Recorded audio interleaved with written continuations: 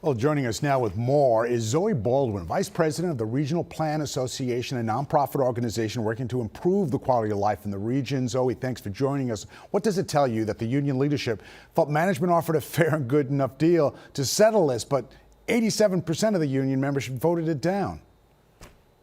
I think it just shows how far of a gap there is to bridge right now and why there is so much importance riding on the upcoming negotiations. The agency is supposed to go back into talks, I believe, on Sunday of this weekend, and we really hope that they have productive talks because our region is hobbled right now with the amount of displaced rail riders.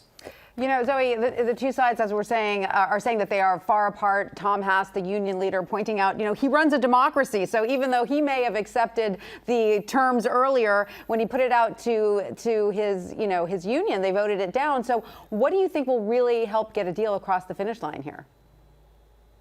I think that's going to be hard because they are much closer than they were, but where they really need to get now is to a productive enough place to make this strike as short as possible, because I think both parties do understand how critical a resolution is to our region, to the economy, and to the commuters that rely on the system.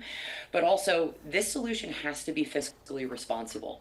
Our state has to be able to fund this year over year, and that's one of the contention points really sticking this up right now. You know, Zoe, the last New Jersey transit strike in 1983 lasted about 3 weeks and led to traffic congestion, loss of money to the economy. Is it possible that the federal government could step in at any point and use the Railway Labor Act to force the engineers back to work? That's really hard to tell, and I have to leave that level of detail to the attorneys. I do know that an act of Congress signed by the president would be able to put them back into mediation, or as far as I know, they can just go back into mediation. But I hope it doesn't come to that. I really hope that the parties are able to make some progress this weekend and come up with a fiscally sustainable and fair solution. All right, so since nobody has any idea really of how long this will last, Zoe, what would you like to see done to sort of mitigate the harm to commuters here?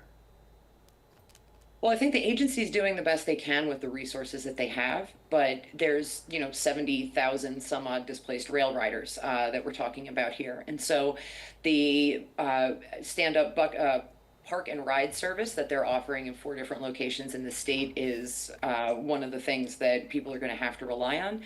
But I think that outside of the negotiating room, it's going to be really hard for anyone externally to push this in a different way. It's up to the parties in the room. Yeah, we all hope for a settlement in all of this. Sure. Zoe, thank you so much. Zoe Baldwin, Vice President of the Regional Plan Association. Again, thank you for joining us. And stay with Eyewitness News and ABC 7 NY for continuing coverage of this breaking story, a strike by New Jersey Transit train engineers. We will sure to bring you any new developments as they happen on air and online.